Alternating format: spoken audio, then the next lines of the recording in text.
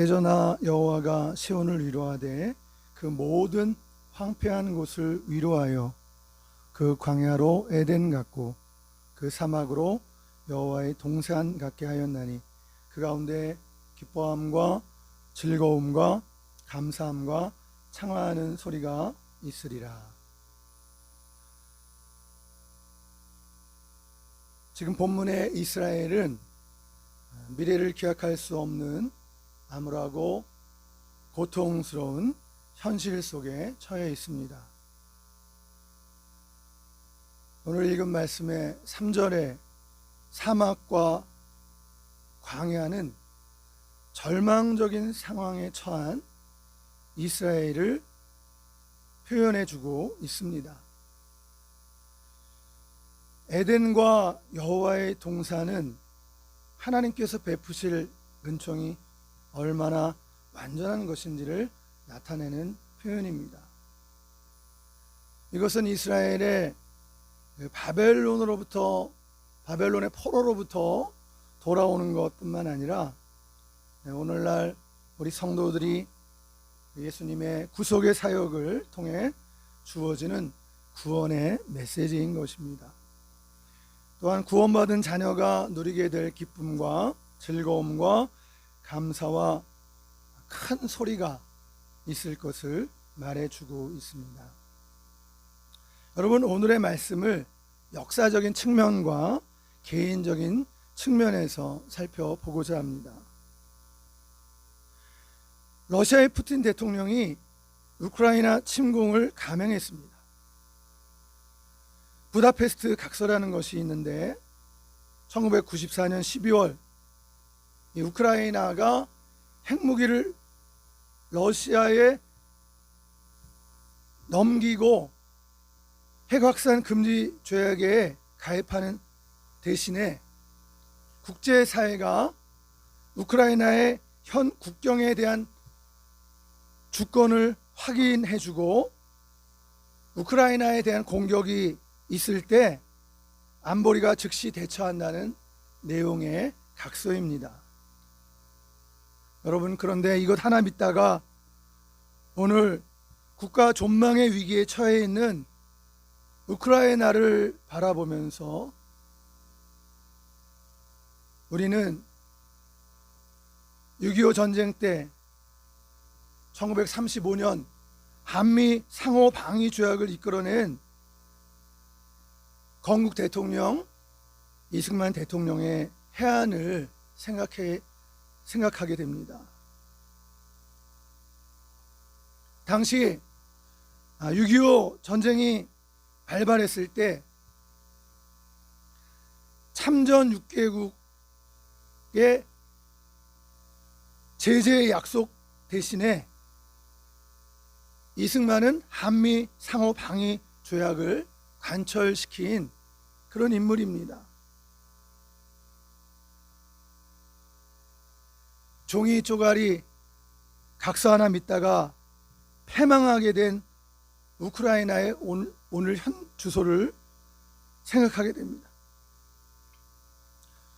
우리나라가 그 6.25 때 휴전 협상이 막바지에 이른 1953년 5월 22일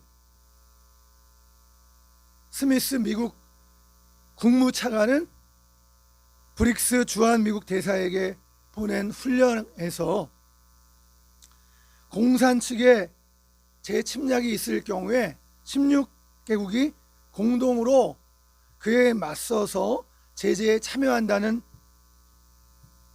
약속으로 바로 그것이 미국이 한국을 위한 약속이라고 하면서 당시 아이젠하워 미국 대통령이 대한민국과 상호방위 조약은 체결할 수 없다고 밝혔습니다. 그렇죠. 강대국, 최고의 강대국 미국이 어찌 보면은 가장 당시에 미약한 나라로 볼 수 있는 대한민국과 서로 전쟁이 발발할 경우 그 나라에 전쟁에 참여한다는 상호 방위 조약은 미국의 입장에서 보면은 하고 싶지 않은 불평등 조약일 수가 있죠. 그러나 우리 입장에서는 이 절박한 당시 상황이었기 때문에 이승만 대통령이 그것을 주장했다라는 것입니다. 클라크 유엔 사령관도 아이젠하워 대통령은 방위 조약 대신에 만약에 침략이 일어나면 참전 16개국이 돌아올 것이라는 말로 이승만 대통령을 달래려고 했습니다. 여러분, 그렇지만 이승만 대통령은 그것은 우리에게는 무의미하며 가장 의미 있는 것은 상호 방위 조약뿐이며 민주주의 국가에서는 정치가 변하면 모든 것이 달라지기 마련이다 라고 하면서 클라크 사령관의 그 제안을 일축해 버렸습니다. 그리고 이승만 대통령은 당시 그 유명한 방공포로 석방을 숨겨놓은 에이스 카드로 사용했습니다. 그래서 결국 8월 8일 아침 경무대, 오늘의 청와대죠. 경무대에서 이승만 대통령이 지켜보는 가운데 당시 변형태 외무부 장관과 덜레스 미 국무장관이 한미 상호 방위 조약에 서명한 것입니다. 이러한 이승만 대통령의 해안을 보면서 정말 그 천재성을 가진 그런 대통령이었다. 사실 우리나라의 역사를 돌이키면서 그런 평가를 일면 하게 되는데요. 정말 우리나라의 초기 자유민주주의가 서기까지의 국부 이승만 대통령의 역할은 정말로 지대했던 것이죠. 하나님의 섭리 속에서 그를 선교사를 통해서 예수 믿게 하고 또 감옥살이를 하면서 끝내 또한 그의 나라 사랑에 대한 그런 모습을 보면서 선교사님들이 그 젊은 이승만을 정말 그 일꾼으로 장차 대한민국에 꼭 필요한 그런 지도자로 이승만 대통령이 이제 그렇게 정말 될 것을 바라보면서 그를 또 미국에까지 유학하게 돼서 결국 프린스턴 대학에서 정치학 박사, 최초의 미국 유학에 가서 미국의 역사를 꿰뚫고 자유민주주의에 대한 역사를 다 공부한 연후에 그가 우리나라에 돌아와서 6.25 전쟁 때 이뤄낸 것은 휴전 바로 그 전에 휴전협정이 이루어지기 전에 한미 상호 방위 조약을 이끌어낸 그런 아주 형격한 공을 세운 대통령이 된 것을 우리는 그 공로를 치하하지 않을 수가 없는 것입니다. 결국 8월 8일 한미 상호 방위 조약에 대한민국과 미국 양국이 서명한 것입니다. 여러분, 러시아가 우크라이나를 침공한 바로 며칠 전 2월 21일이죠. 젤렌스키 우크라이나 대통령은 1994년 체결한 부다페스트 안전보장 양해 각서에 따라 유엔 안전보장이사회 소집을 요구했습니다. 이 부다페스트 각서는 구소련이 우크라이나에 남긴 약 1800개의 핵탄두를 러시아에 넘기는 대신에 그 조건으로 미국과 영국, 러시아 3국이 우크라이나의 영토 보존과 정치적 독립을 약속한다는 내용의 각서인 것입니다. 그러나 이 부다페스트 각서에 자신들의 운명을 맡겼다가 지금 우크라이나는 전쟁의 비극을 맞고 있습니다. 제국의 힘의 논리 앞에 무너지고 있는 국제사회의 냉혹한 현실을 우리는 목도하고 있습니다. 여러분, 한미 상호 방위 조약이 체결됐을 때 이승만 대통령은 대국민 성명에서 이렇게 말했습니다. 우리는 앞으로 여러 세대에 걸쳐 혜택을 받게 될 것이다. 이 조약이 있기 때문에 우리는 앞으로 번영을 누릴 것이며 우리의 안보를 확보해 줄 것이다. 사랑하는 여러분, 오늘 우리는 그 혜택을 북한과 중국과 러시아의 전쟁의 위협 속에서 전쟁이 없는 값진 평화를 이 대통령이 맺은 한미 상호 방위 조약 덕택에 전쟁이 없는 값진 평화를 오늘까지 누려온 것입니다. 오늘 3.1절을 며칠 앞두고 또 우리는 3구 대선을 앞에 두고 있습니다. 보수와 진보의 첨예한 대립 속에서 우리 교회는 기도하며 외치고 있습니다. 하나님 아버지, 나라가 망하면 학교도 가정도 교회도 없습니다. 기도하게 됩니다. 지금은 금식하며 기도할 때라고 외치고 있습니다. 깨닫게 하소서. 하나님께서 부정선거를 막아주시고 하나님의 마음에 합한 자, 하나님의 말씀을 듣고 떠는 자, 그를 대통령으로 세우소서. 함께 한마음으로 기도하게 하소서. 우리나라 국민들에게 지혜와 명철을 주셔서 이 나라를 이끌어갈 대통령을 잘 선출하게 하옵소서. 아버지 하나님의 뜻을 이루소서. 지금까지 우리나라를 지켜주신 하나님께 감사와 찬양과 영광을 올려드립니다. 기도하게 됩니다. 기도하는 대한민국 되게 하소서. 기도하는 나라는 망하지 않습니다. 기도하는 민족도 망하지 않습니다. 기도하는 교회는 결코 망하지 않습니다. 기도하는 가정은 망하지 않습니다.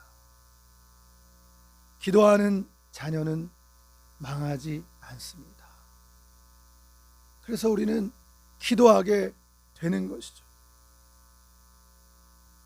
구약의 에스겔 36장 35절에서 하나님은 이렇게 말씀하셨습니다. 사람이 이르기를 이 땅이 황폐하더니 이제는 에덴 동산 같이 되었고 황량하고 적막하고 무너진 성읍들에 성벽과 주민이 있다 하리니 양떼를 채우듯 황폐한 성읍을 사람의 때로 채우리라 말씀하셨습니다. 그리한즉 그들이 나를 여호와인 줄 알리라 하셨느니라. 나 여호와가 말하였으니 이루리라. 아멘. 말씀하시고 이루시는 하나님 아버지, 우리가 기도할 때 역사 속에서 일하시는 하나님 아버지이심을 믿습니다. 찬양 받으시옵소서. 여러분, 이제는 개인적인 적용입니다. 현 시국을 진단하는 데 있어서 차이가 있습니다. 나라가 공산화될 수 있다는 위기감은 노년층에서 강하게 감지되고 있습니다. 한편으로 우리나라의 이런 경제적 양극화를 바라보면서 자본주의의 폐해를 지적하고 빈부의 격차가 줄어들어야 하고 가난한 소외 계층에 대한 더 많은 관심과 혜택이 주어져야 한다는, 또 청년 실업의 문제도 해결해야 한다는 그러한 주장도 모두 다 귀담아 들어야 할 내용들입니다.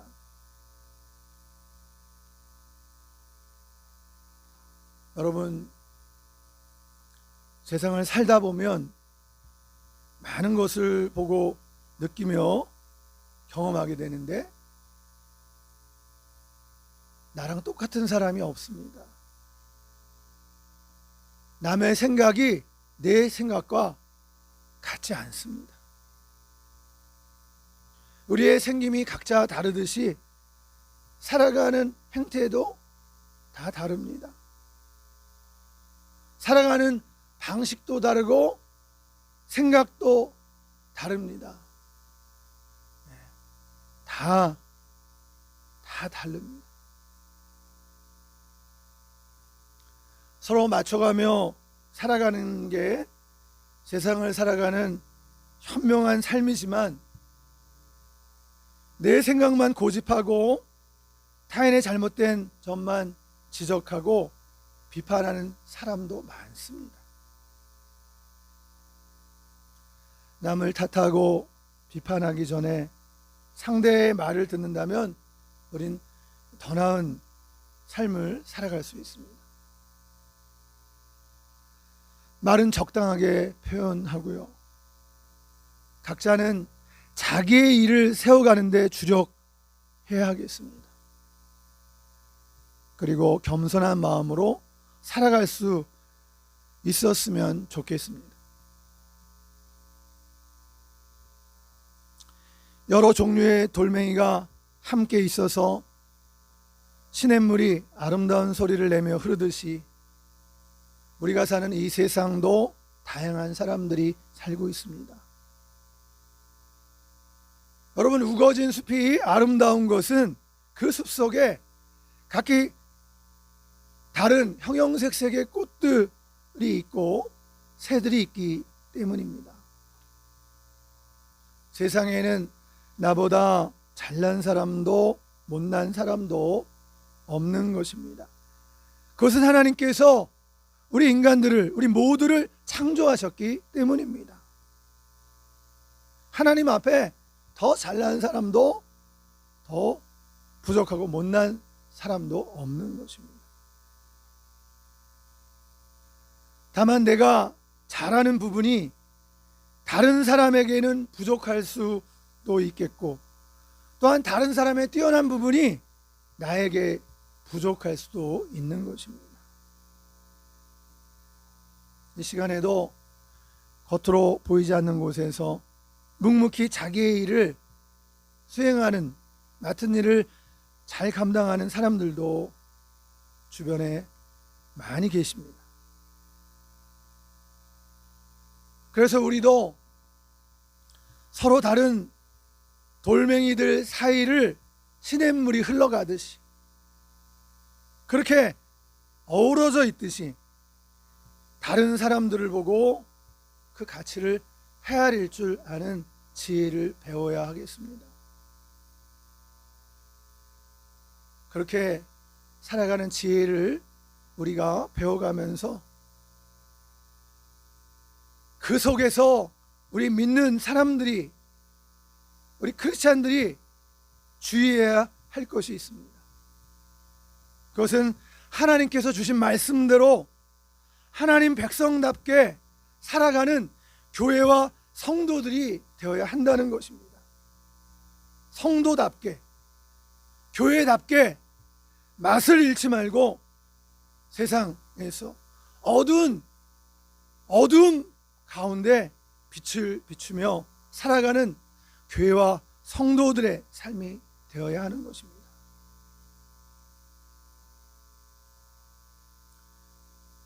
말씀을 짧게 마치려고 합니다. 한 가지 이야기를 소개하며 말씀을 매듭지고자 합니다. 한 아빠의 아들에 대해서 한 충고입니다. 앞에 있는 사진을 보여주면서 아들에게 한 말입니다. 너 앞에 있는 사진은 뉴욕의 엠파이어 스테이트 빌딩이다. 아빠가 어렸을 때는 저 빌딩이 세상에서 최고로 높은 건물이었다. 아빠는 네가 이 건물처럼 가장 높아지기를 바라지는 않는다. 세상에서 제일 돈 많은 사람이 되거나 제일 유명한 사람, 높은 사람이 되기를 원하지도 않는단다. 다만 작으면서도 아름답고 평범하면서도 위대한 건물이 얼마든지 있을 수 있듯이 인생도 그런 것이라고 본다. 건강하고 성실하고 즐겁게 하루하루 기쁨을 느끼고 또 남에게도 기쁨을 주는 그런 사람이 되기를 바랄 뿐이다. 실은 그것이야말로 이 엠파이어 스테이트 빌딩처럼 높은 소망인지도 모르겠지만 이렇게 말을 마쳤습니다. 사랑하는 여러분, 우리는 하나님께서 하나님 당신님의 뜻과 의지대로 세상을 다스리심을 믿습니다. 역사의 절대 주권이 하나님께 있음을 믿습니다. 또 공의로우신 하나님께서 하나님의 공의로 심판하실 것을 믿습니다. 각자의 자리에서 자기의 맡은 바 소임을 감당하고 바른 분별력을 행사함으로 하나님의 백성으로 살기를 축원드립니다. 아멘. 기도하겠습니다. 하나님, 어떠한 상황에도 일하시는 공의의 하나님께서 오늘도 역사 속에서 일하심을 믿습니다. 또 공의로우신 하나님께서 불꽃 같은 눈으로 이 모든 일들을 보시고 엄히 심판하실 것을 믿습니다. 그러므로 성도들은 각자의 자리에서 자기의 맡은 바 소임을 성실히 감당하고 선거에 바른 분별력을 행사하고 하나님의 백성으로 살도록 도와주시옵소서. 주 예수님의 이름으로 간절히 기도드리옵나이다. 아멘.